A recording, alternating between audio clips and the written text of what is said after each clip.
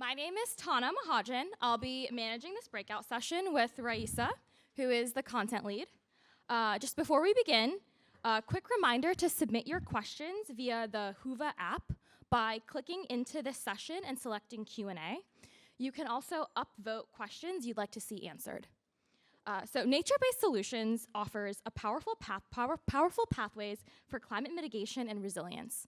But scaling them often comes with real challenges, from ecological trade-offs to market adoption and stakeholder complexity.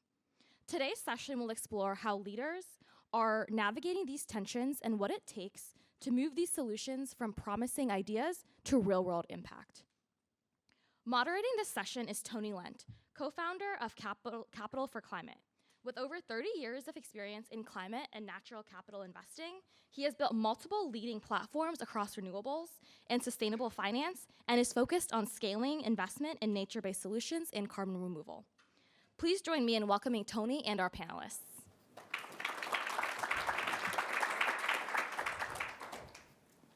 I'm going to test the mic. All good? Can people hear us? So I'm Tony Lent. I'll be moderating the panel, but I wanted to start for a second and talk a little bit about my personal journey around nature-based solutions to ground the conversation today and why I'm focused here and what it means to me. So, I was working in energy transition for a good chunk of my career, about 20 years, and the 2018 technical annexes from the IPCC came out, and what they said was that we needed to,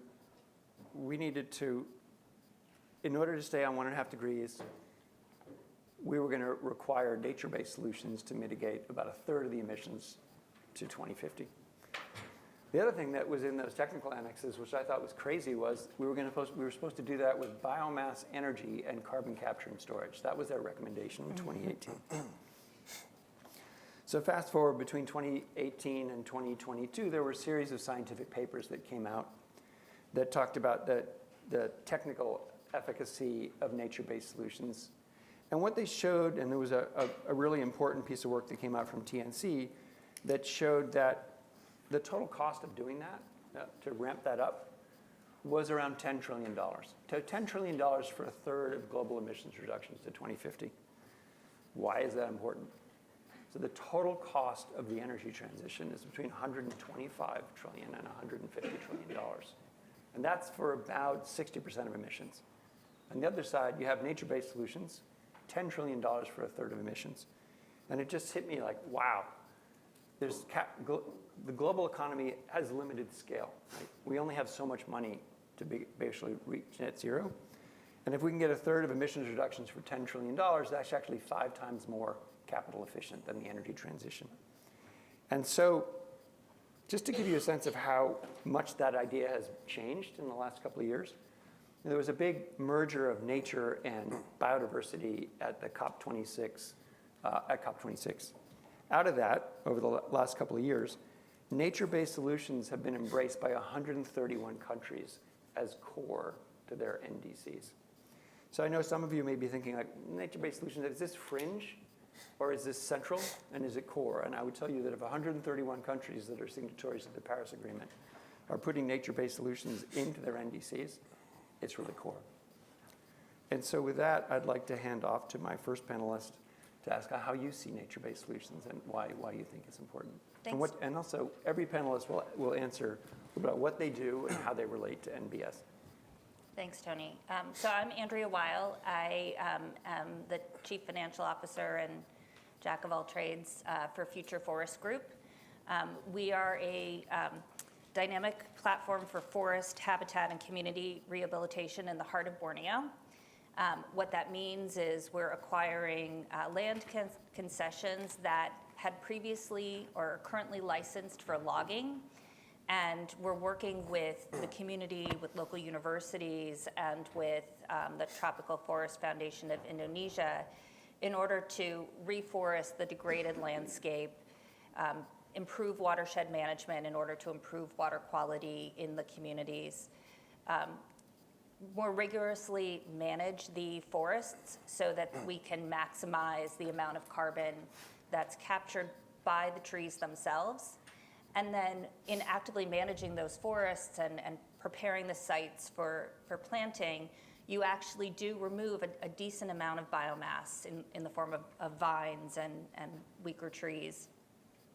And rather than letting that material decompose, we're using a technique that the Mayans started that turns that biomass into a very dense charcoal that really augments the soil and improves soil quality and reduces the reliance on fertilizers by 50%.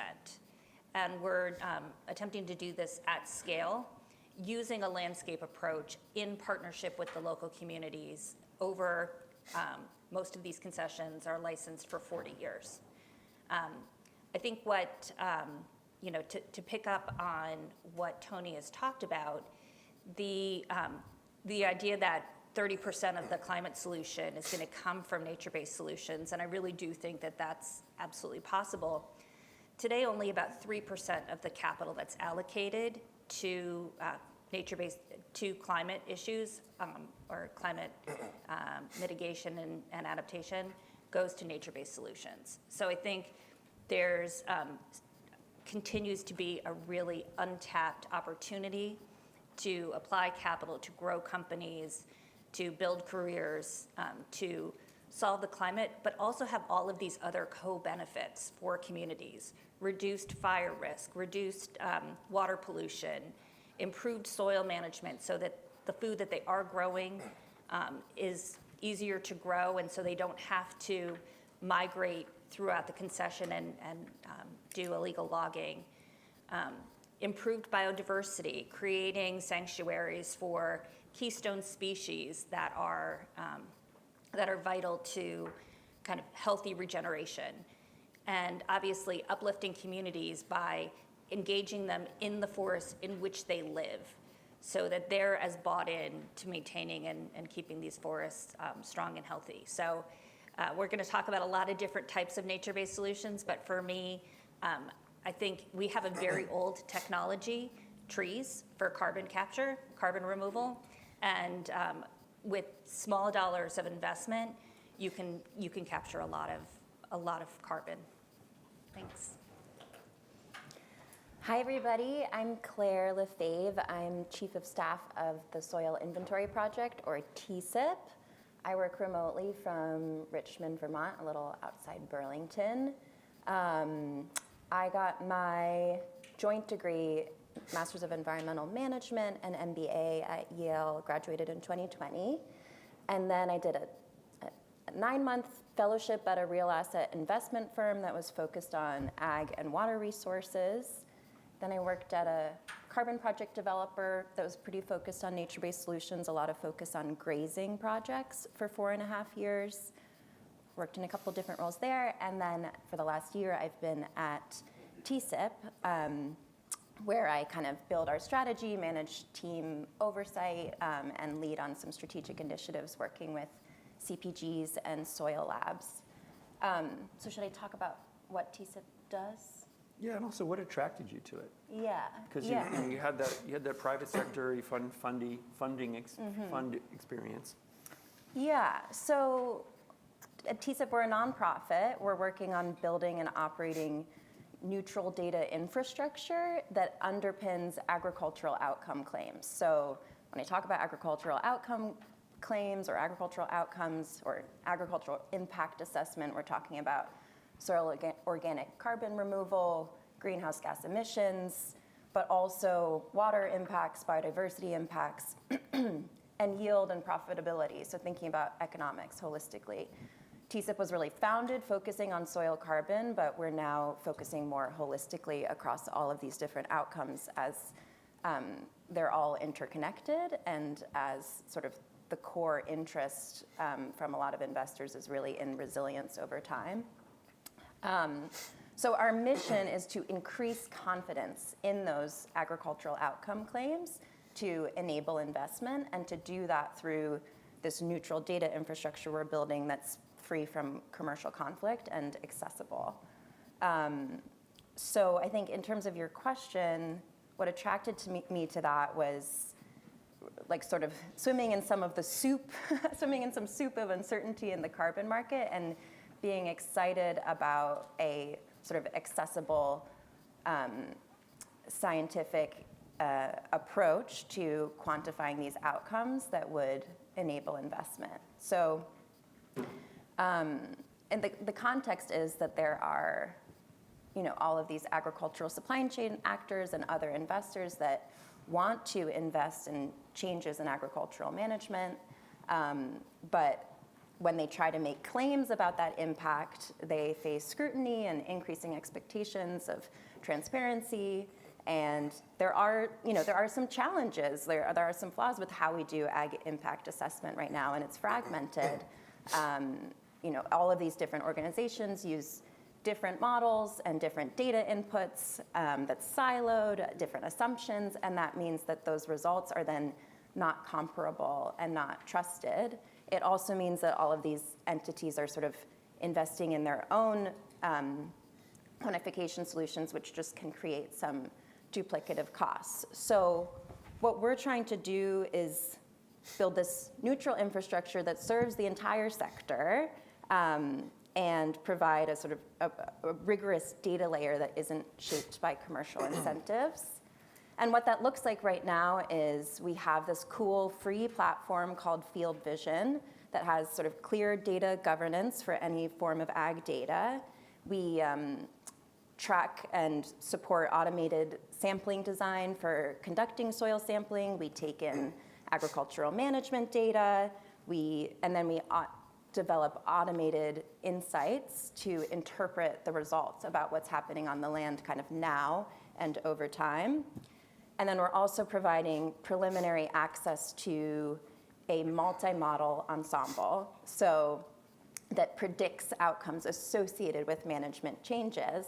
And what's different about this is, our co-founder developed this multi-model approach, which is similar to how climate models work, where instead of using one predictive model of how land management is going to cause these outcomes, it combines sort of a wisdom of crowds approach of 9 different models, and sort of together drawing from the truths of all of those models to draw a median result, and then understand, sort of have more defined uncertainty and more consistency in results so that we can actually compare them.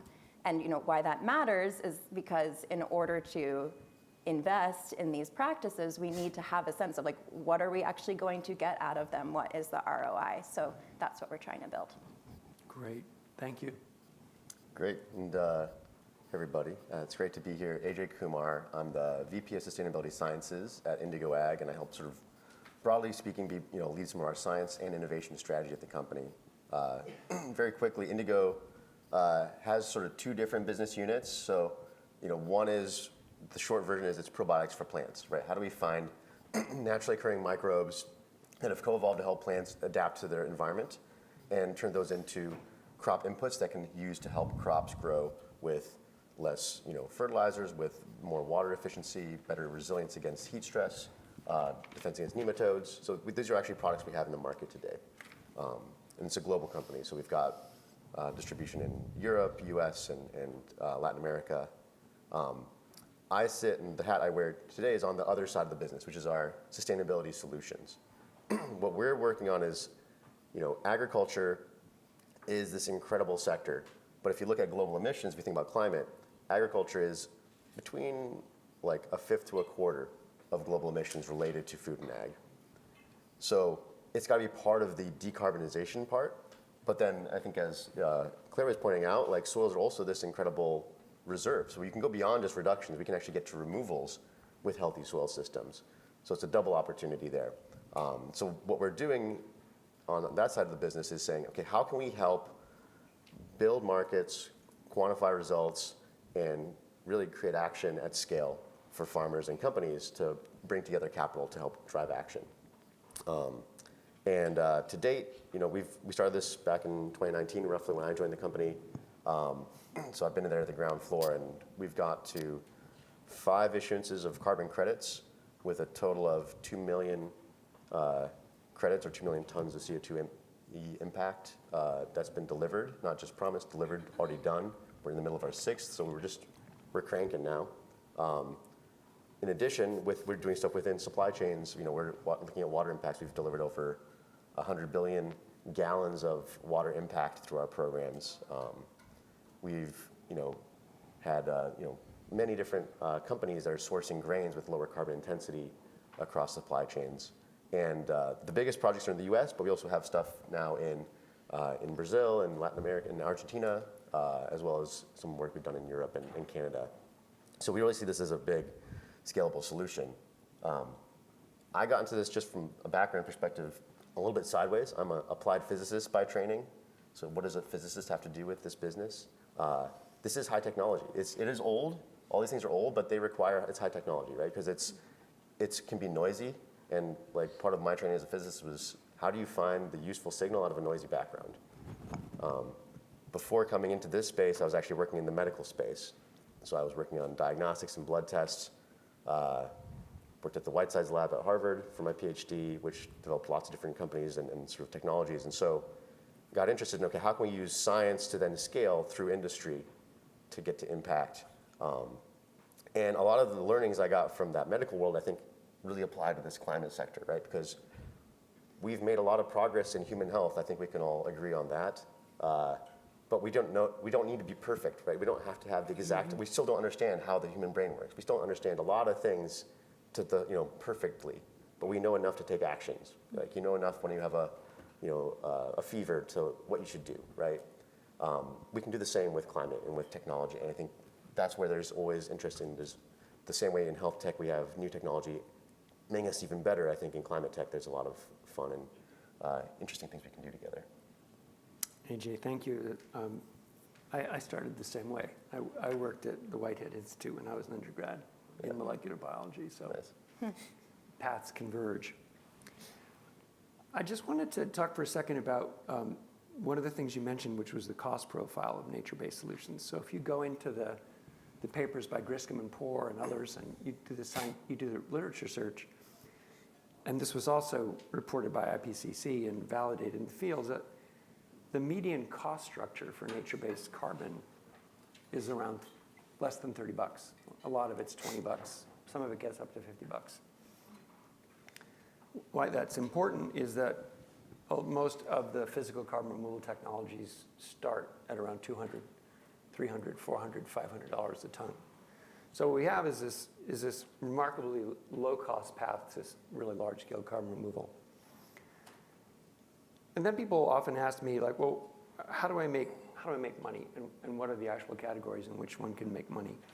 And so now looking at it from an industry perspective, and I just want to give you a number to start. So to put this in perspective, conventional agriculture, like if you're doing ag land investing, it's around a 5% real return. Renewable energy globally, if you look at wind and solar, it's around 8.5 to 9% real return. The Veolia executive that you just heard from today, or I sat next to today, he said that the real rate of return for water services globally is around 8 to 10%.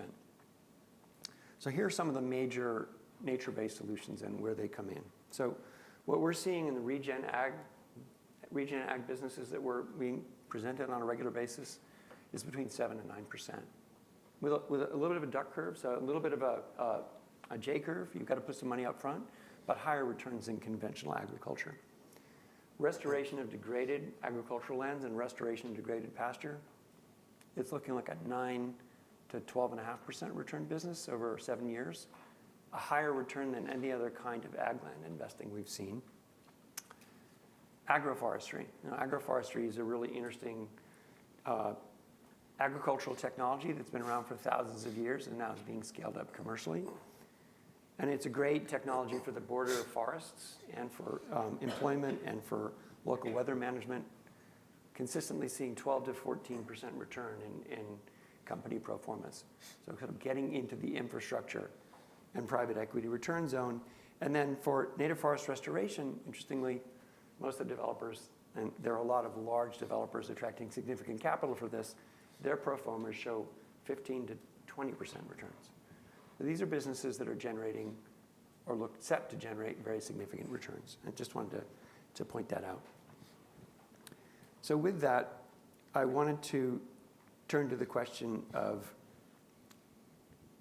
what do you see and from your perspective as the innovation and technology story, and what are examples of sort of innovative technology that you're seeing across your footprints respectively? Because this is, people think of nature-based solutions as, oh, it's just trees. Well, let me tell you, it is not just trees. So I guess I would, from my perspective, the use of drones, LiDAR, satellite imagery in order to really understand where are we in a pretty, very detailed way for tens of thousands of hectares, and then being able to go back 10 years, 25 years to see how that forest has evolved, or that plot of land has evolved, and then being able to very accurately track year by year, quarter by quarter, any changes in what is happening, either illegal logging or encroachment on land, but also just how the carbon is actually evolving, has enabled us to more credibly provide real data to support claims of the power of the land and the power of a forest. So I think it is a highly technical science. We need to partner with those sciences. We also need still people to go and ground truth, right? To make sure that what you're seeing in the satellite imagery or on the drones is actually happening when you walk the land. But I think having that ability to pair people observations with technology has really improved the credibility of the claims we're making. And so that is, for me, one of the biggest areas of improvement. And I will also just say dramatically decreasing the cost of that monitoring. And so when we talk about how we get good returns, one of the biggest areas, and maybe it's because I'm a CFO, is managing your cost structure. And so very, very optimistic about that. Great, thank you. From my end, a few things we're working on right now are building like AI passive management data input. So, right now, if AI-driven passive management data input. So one of the big challenges in the agricultural sphere is like, how do we actually get farmers to give us their management data, which is super important to being able to understand what's happening on the ground.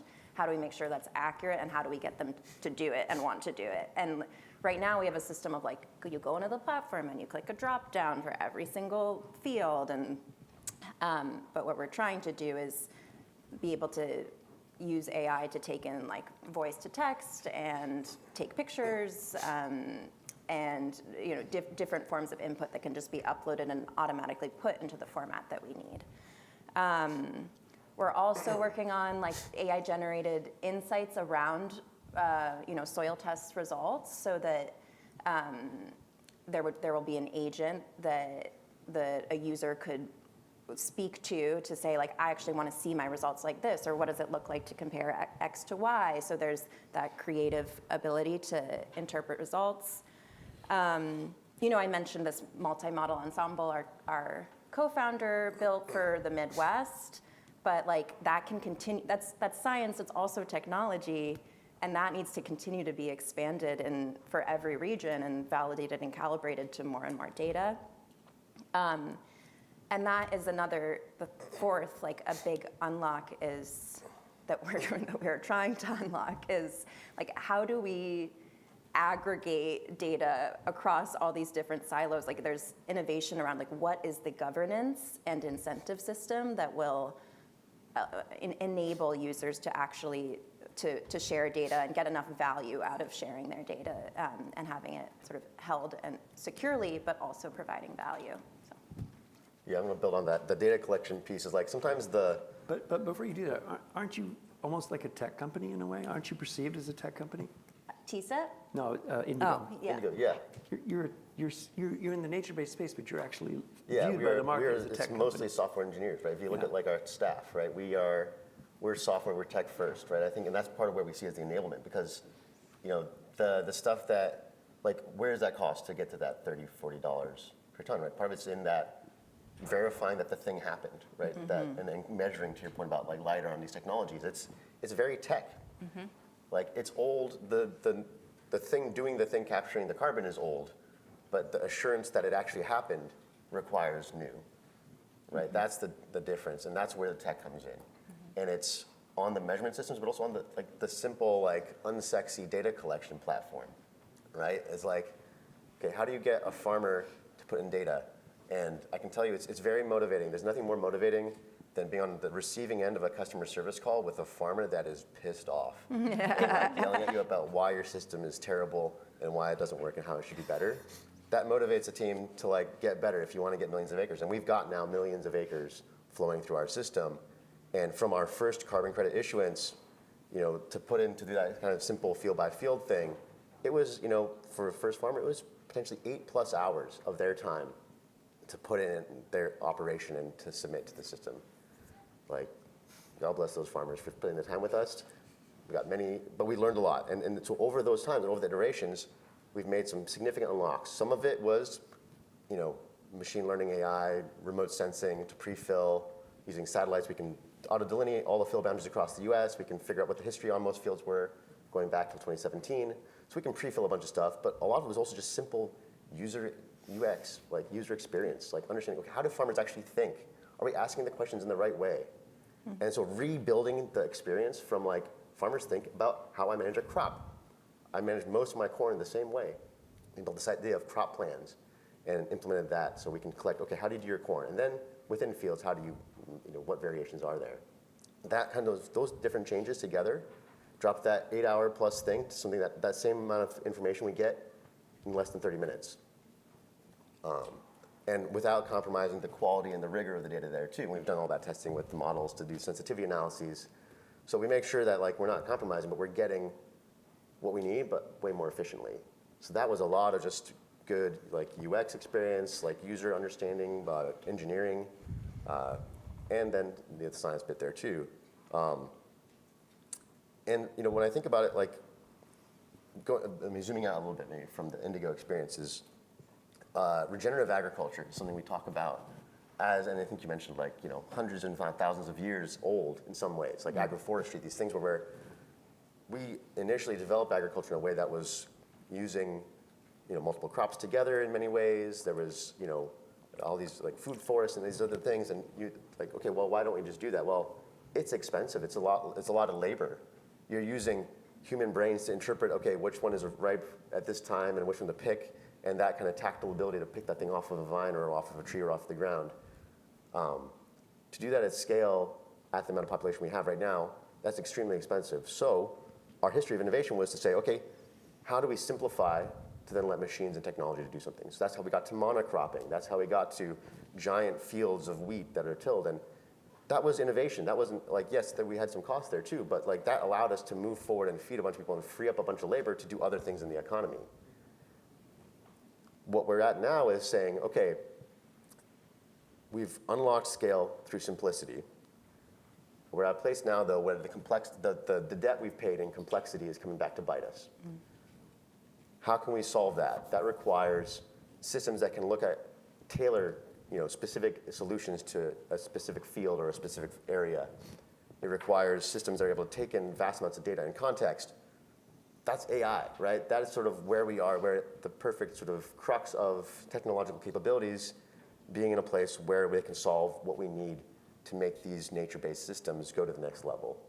So I think it's a really exciting time to be in this space because, like, that is what, if we can use AI and put AI towards that, not just serving you better ads, like, we can really unlock a lot of value. Yes. Cool. So I just want to add to that a couple of different examples that I've seen of very high tech coming into the nature-based solution space. So there's this little company called Morpho, and they've developed an entire technology suite just to automate restoration. Right? They come in and they've got a bunch of drones, and they're developing this system that they're basically licensing out to restoration developers all over the world. Terraformation was one of the first large-scale restoration developers. They have a software system that they also use as a service model that they lend out to the industry. Courageous Lands is one of the leading agroforestry developers. They've developed a software system that they then license to other farmers, and they've got more than 300,000 hectares, which is more than 600,000 acres under management, where they're using that software to enable other developers. And Replanet as well, a Europe-based restoration developer, has developed a whole suite of software tools to enable a developer to manage their project through multiple milestones in the project development cycle. So I would say from our perspective, we see both the developers becoming very high tech, and interesting, a lot of the leading founders that we see across the space came from tech, or they came from fintech, which really we never expected to see. And then the other thing I would say is if this part of the field is interesting to you, the pure tech side, there's an association that covers the whole MRV and nature tech space called the Nature Tech Collective. And they have a lot of data that you can access and a bunch of white papers about how the sector works and what's going on and what the trends are. What I would say is, my editorial is it's like the Cambrian explosion at the moment. There's like thousands of technologies available for people, and we can all expect that to collapse down into a much smaller usable tool set over the next 3 to 5 years. But it is an exciting time for that technology. I just wanted to comment for a second on capital formation in the space. And you mentioned before, Andrea, that only 3% of climate finance is flowing into the nature-based solution space. So that might make folks that are in the room thinking, like, do I want to bet on nature-based solutions as a career path? Is it too risky? So I would say a couple of things. And just by way of intro, we specialize in mobilizing capital into the nature-based solution space. It's kind of our MO. And so we spend a lot of time studying capital flows into the space. And it might surprise you to learn that all of the following major financial institutions either have built a fund in this space or are about to build a fund in this space. So Brookfield, one of the largest infrastructure investors in the world, is currently working on a $2.5 billion nature-based solutions fund. TPG Rise has backed Rubicon, one of the largest players in the carbon removal space. Goldman Sachs has a nature-based solutions team. CalSTRS, one of the most elite and leading pension funds in the United States, is putting money into the nature-based solutions space. AXA, the giant insurance conglomerate, together with BNP Paribas, has plans to put more than $1 billion into the space. Nuveen, the largest single owner of agricultural land, has deep strategic intent to invest in regen ag at scale. Patria, the leading alternative asset manager in Latin America, has launched Patria Reforest, which is focused on reforestation and agroforestry. And JP Morgan just provided long-term finance to Chestnut Carbon, the first project financing in the restoration space. So we see in general around $10 billion of professional capital already formed in specialized funds and managers in the space. We think that's a great thing. We track capital flow into the space roughly every month in our newsletter, which is easy to find. And I would say, based on that, we see capital formation ramping up pretty healthily, and it looks to us like it's moving faster than the comparable that we have in our mind, which is the early days of the renewable energy business, which I worked in, when it was brutally difficult to raise even $5 or $10 million for a startup in the renewables development, whereas now a lot of the developers that we work with are raising between $30 and $100 million. And yes, it's slow going, but they're accessing capital. So with that kind of as a starting frame, I'd love to hear from the three of you about how you see the investment market and capital formation for what you do. So I would say that the hardest thing in capital formation is to get the first dollars in.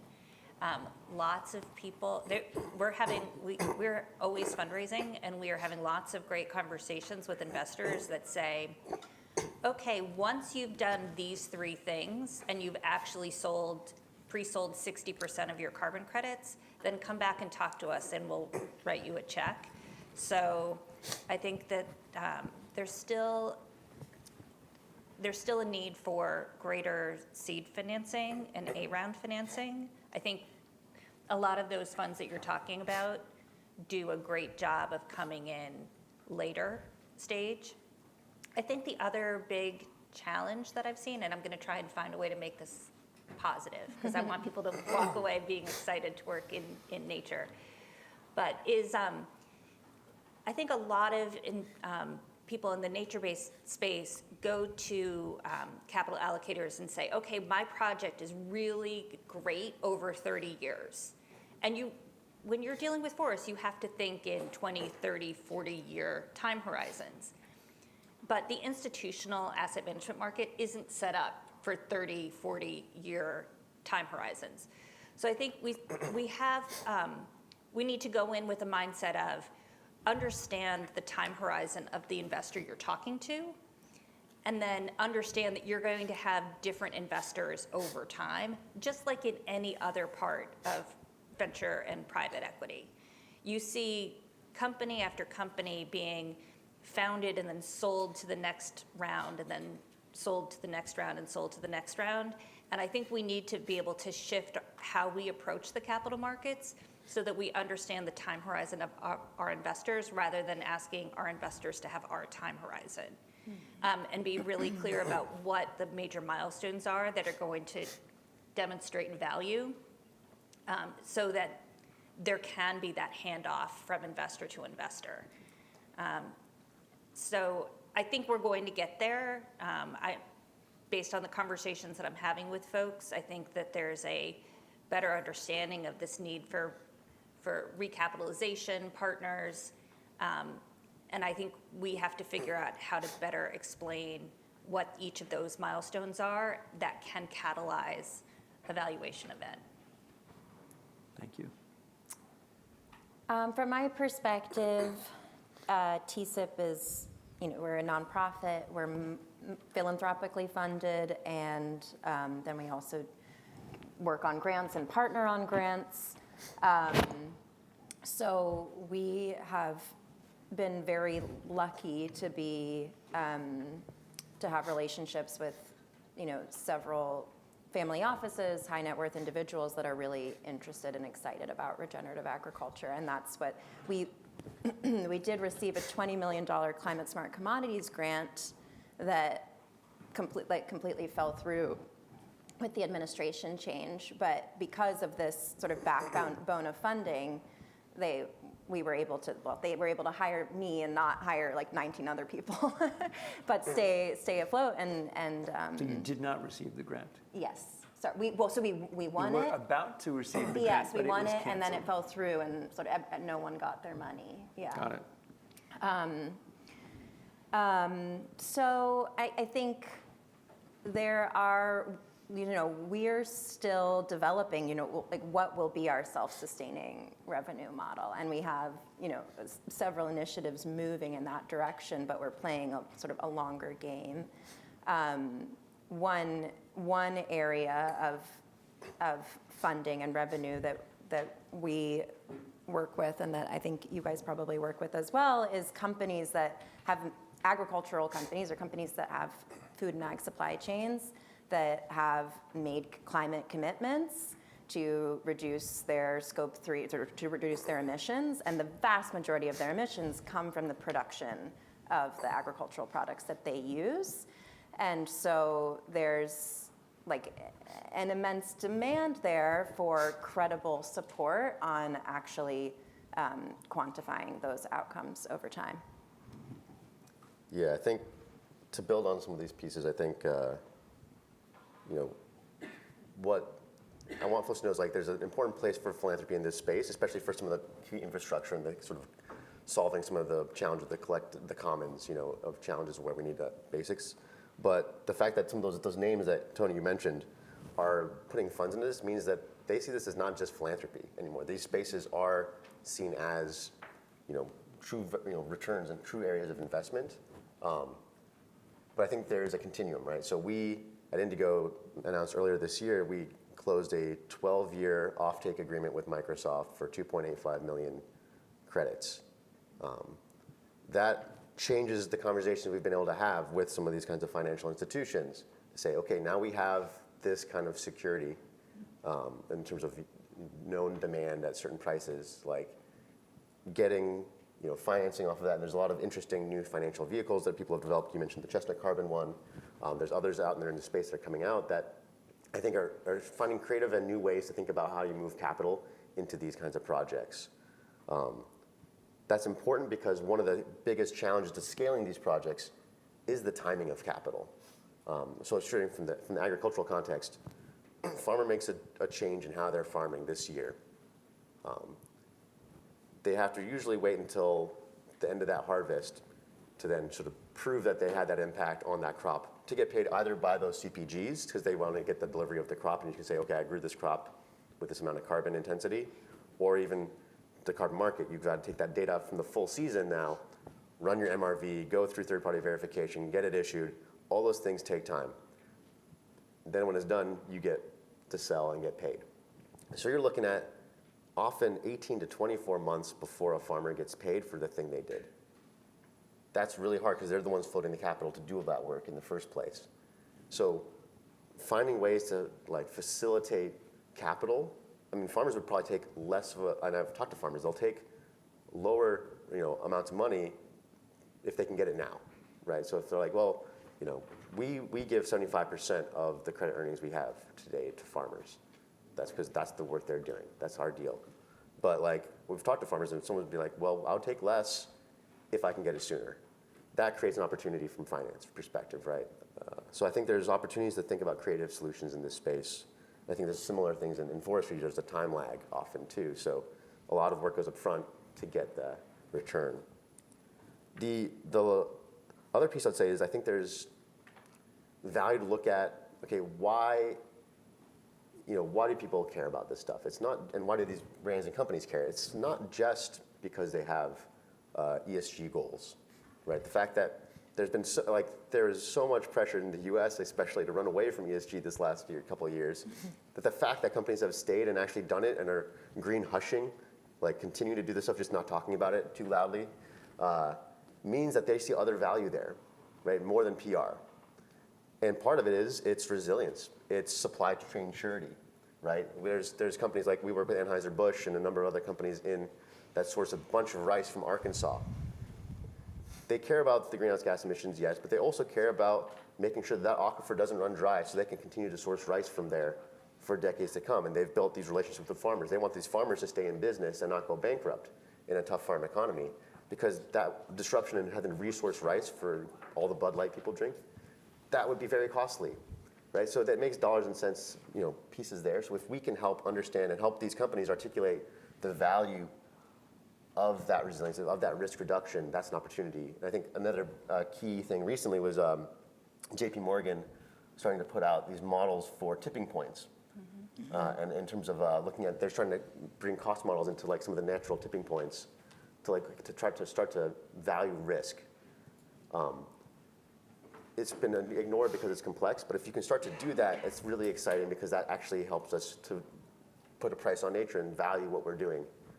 So I think these are exciting developments. And I think there's a lot of room for creativity.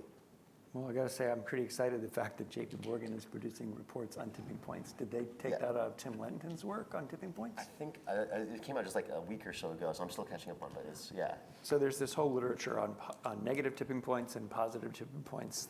One of the lead authors on this huge body of work is a guy named Tim Lenton at the University of Exeter, and he's building on work that Johan Rockström did over the last decade. And I'd strongly encourage you to take a look at it. But if if JP Morgan's doing stuff on tipping points, I learned something pretty exciting today.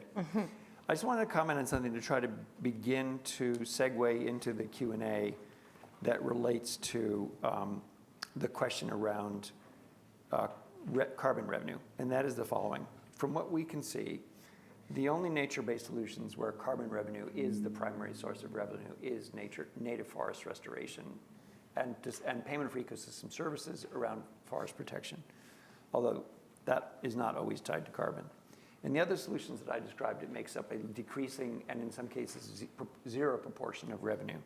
In regen ag, what we've seen, I'm curious, we've seen it be around 3% of revenue potentially, so not dominant. You get productivity benefits, but carbon is not, we don't see it being dominant yet. In agroforestry, it's around 20 to 25% of revenue. So again, not dominant. And agroforestry, by the way, is the most profitable farming system we've ever seen. So even if you cut out the carbon revenue, it would still be the most profitable farming system we've ever seen. And then in restoration and degraded pasture, it's there, it happens, but you don't need to monetize it at all to have it to make your returns. So with that, I'm going to let us segue into Q&A. But I just wanted to touch on one of the questions because everybody's thinking about it and give my editorial stance, which is around Microsoft's departure from the carbon removals market. So Microsoft was about 70% of the market. They've indicated they will pause. And from my own perspective, this is actually not a good thing. I don't know if people know it or not, but American tech companies represent around 90% of the VCM market. Microsoft represents around 70% of the American tech market. And we've been advocating for a long time to try to drive more industrial buyers into the market. So I view this as potentially pretty negative. I expected something else to happen to be a gut punch to the market. I didn't expect the data center boom to be the gut punch. I expected the Trump administration to go after it, but this is, either way, I don't view it as terribly positive. So I'm going to take the other side Yay. of that, just to be controversial. So I think it's great that Microsoft created a market. Me too. And without Microsoft, we wouldn't have a market to talk about. And what I've observed over the last few years is a real maturation of standards and data and verification and confidence in the market. And so I think that there will be a short-term hit, but I think that the integrity of the market is improving, the data, all of the things that we've been talking about, such that it will make, I hope, the market more accessible to a broader set of buyers. And hopefully there will be a recognition that there is value because Microsoft basically created a market. So I'm trying to be optimistic. I kind of need to be because our entire financial model rests on. Well, just commenting on that comment, one of the things I've seen across most of the big developers and most of the large funds investing in the space is they're working really hard to integrate the voluntary market and the compliance market. Yes. And you see multiple signs of that around the world, and it's happening really fast. Like it's happened frankly in about 12 months. You didn't hear people talking about that a year ago, and now every major developer that's got significant institutional capital is talking about merging with the compliance market. The reason that's important is most of the compliance markets, if you look at, I think the average price of compliance markets is around $80 a ton. Mm-hmm. And remember, we were saying that the average cost of nature-based carbon is around $30 a ton. So there's a built-in reason for compliance markets to seek out nature-based solutions if they can be integrated. Yes, and I think that the compliance markets are going to be a really important underpinning. I think in Indonesia, which is where I'm focused, they've actually been pretty progressive on establishing their compliance market and creating relationships so that credits in Indonesia can be sold outside of Indonesia to Japan and to Denmark in particular, and the government is working really hard in order to establish those relationships. What will be great is if we don't have every country coming up with their own standards, and for there to be kind of a common standard that hopefully builds off of the standards that Gold Standard, Vera, Pure Earth, the big players out there have established and that project developers have adopted in order to get these projects off the ground. From my perspective, I guess there's some hope that with Microsoft stepping back, there's like a hole to be filled by more diverse players. I think secondly, what I've always struggled with with incentivizing companies to buy carbon credits is like, what do they get for it? Carbon neutral has been, that term, the claim, and we're carbon neutral because we're buying as many carbon credits to offset the emissions we calculate each year. I think there's large agreement that that's like a very flawed claim that is greenwashing. In Europe, it's like now illegal to use that term. Standards bodies have floated around the concept of like climate contribution, where you're putting a financial value on your emissions, and then that's creating this climate contribution budget that's right-sized to your business, that you're then committing to climate action. It doesn't have to be carbon credits, but it can be. That's an efficient way to fund climate action. But there isn't like a fun headline claim that you can just slap on a product, right? So I think, I guess one hope I would have would be that Microsoft's departure kind of does demonstrate the case to be made for this for companies is quite challenging, and how do we create a better claims and financing structure that is easier to opt into and that like consumers and citizens respond to. So I'll take more of a hot take on this. Yeah. I think that like the idea that Microsoft is pausing is just wrong. I think, and they've said that basically. It's like it's like the Mark Twain quote, like the rumors of my death are greatly exaggerated, right? Like if you look at Melanie Nakagawa came out and made a statement this week. She's the Chief Sustainability Officer at Microsoft, and what she said was, look, we are continue to be committed to our portfolio. So they've already. If you look at, they've already invested a bunch. I mean, we're one of them. We're very happy to be in that, have made it on that side of the fence before this news. But like what they said is like, we've made investments, we're continued on that path, and we're looking at reductions, removals, and efficiencies as part of our overall sustainability strategy. We should be applauding that, because we need to be reducing and being more efficient, as part of the whole strategy. Removals is only part of it. And what she said was that they're looking at maybe adjusting the pace and the volume of new commitments. And if you look at it, they've been investing in retirement essentially, right, for a long time. It's like someone that's been socking away money for their in their 401k says, hey, you know what? I'm gonna hold back and look where the markets are going before I figure out where I'm going to continue to put money in right now. That's very logical, right? We should be looking at all the other folks who have been just burning cash and not actually saving for retirement. They need to start thinking about it. But I think there's opportunity in that space too. That they're Microsoft has already validated a bunch of stuff, and I think that there's also just a lot of misrepresentation in the media around what their portfolio is. The thing is, their portfolio is public. You can go download everything they've invested in. They put a report out a few months ago, and so, for example. Some of the reports are it's 78% BEX. I heard this last week from someone that's pretty smart in New York that follows this market space. And I was like, that's funny. And on the train ride home, I was looking through the data, and I'm like, no, that's not right. That's only if you look at CDR FYI, which they forget about nature, because Robert Hoagland doesn't really believe in nature. But so if you only look at the engineered pathways, yes, that's maybe correct. But the fact of the matter is that Microsoft portfolio is over 50% nature-based. So if you discount nature, sure, then if you're in those spaces, you're probably sweating bullets right now. But if you're in a nature-based space, the buyers are much more than just Microsoft. The market's much bigger. And I think those of us that show that we could meet the quality criteria of a Microsoft are sitting in a really good position, because there is a lot of noise in the market. There is going to be consolidation. There's a reckoning.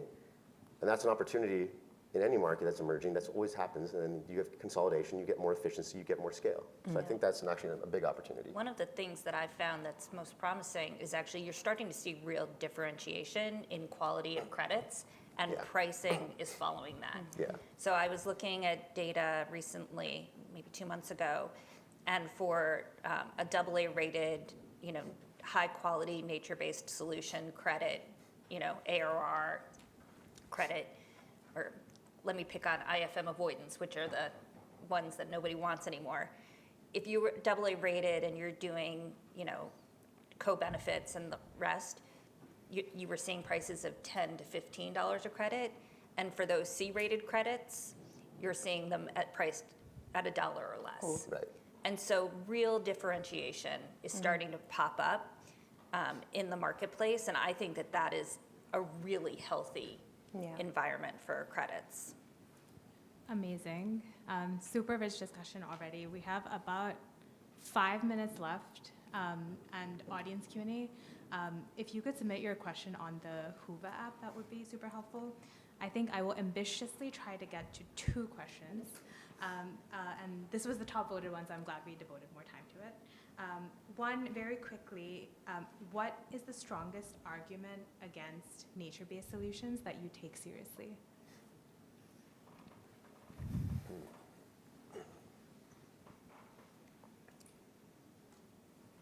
I think that the only thing that I would say isn't, I wouldn't say it was an argument, but the one thing that I think is true about nature-based solutions is that within nature-based solutions, the science is still moving pretty quickly, and it doesn't always move in your favor. And you have, as an entrepreneur or business builder or an investor, I think there's more scientific uncertainty in nature-based solutions investing than there is in other parts of the market.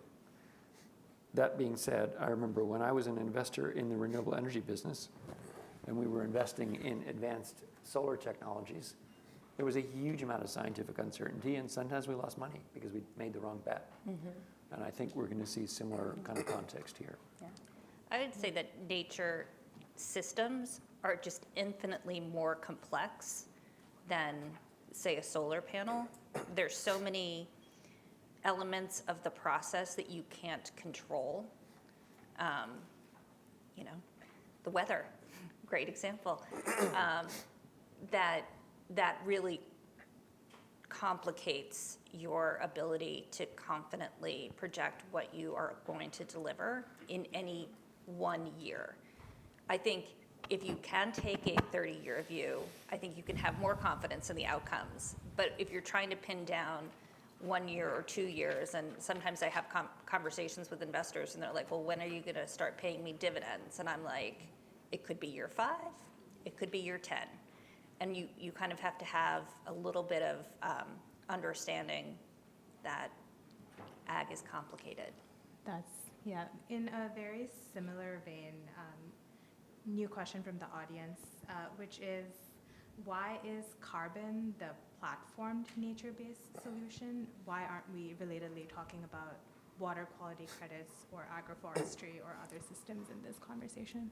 Yeah, I'm happy to jump in to start maybe on that one. I think carbon it was one of the first market mechanisms, but I don't think I think we're starting to see that evolution now in a helpful way. I mean, actually, as Tony mentioned, the data center being the thing that's potentially like the thing that's sort of killing some of this market, but in some ways, it's opening up other opportunities. So we got a deal with Google where they're paying farmers for regenerative agriculture for building healthy soils, not for the carbon, but for the water benefits around areas where they have data centers, because there's so much pressure around needing to take responsibility around water for where these data centers are, and the need to invest in the local communities because people are realizing these don't actually create that many local jobs.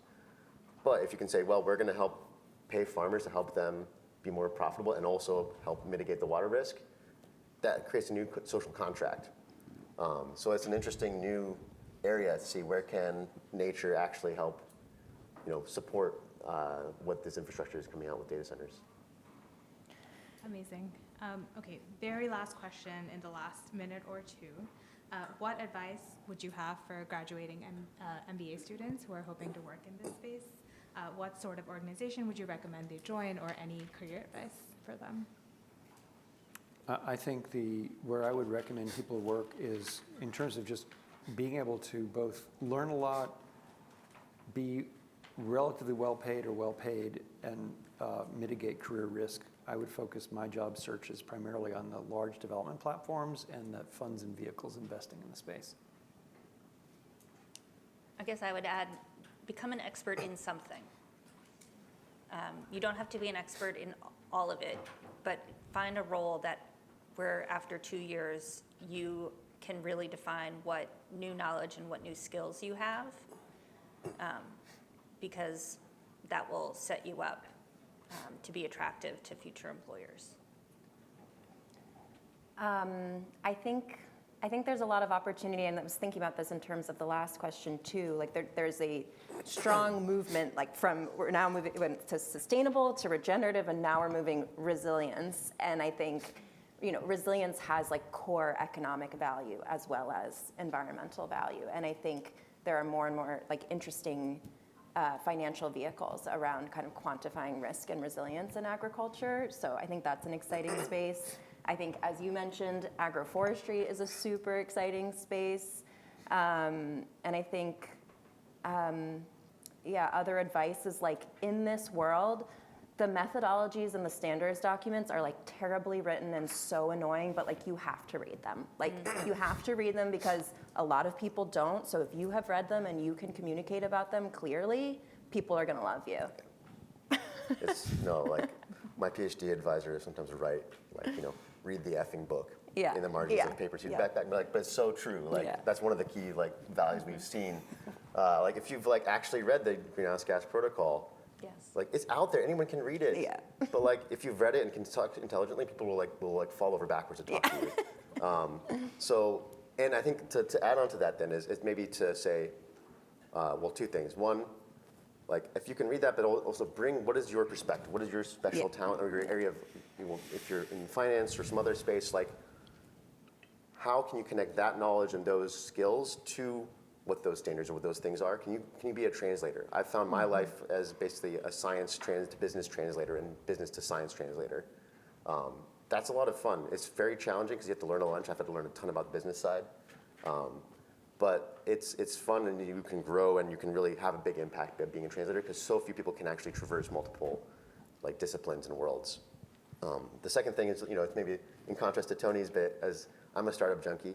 It's high risk, high reward, but like if you are okay with accepting not necessarily a stable paycheck, or like okay with, but like potentially to really have a huge impact, the startup in this early stage of the world like needs like the best talent, the best minds to like try the craziest things and figure out how to make these connections to make this stuff work, because there's so much we can innovate in this space right now. And I think there's a huge opportunity for new ideas, for people to join existing startups or start new things. Thank you so much. Thank you for ending on this optimistic and very on brand for MIT note. Excellent. Thank you all so much for attending. Thank you so much to all of our panelists and to Tony for moderating this session. Please join me in giving them all a round of applause.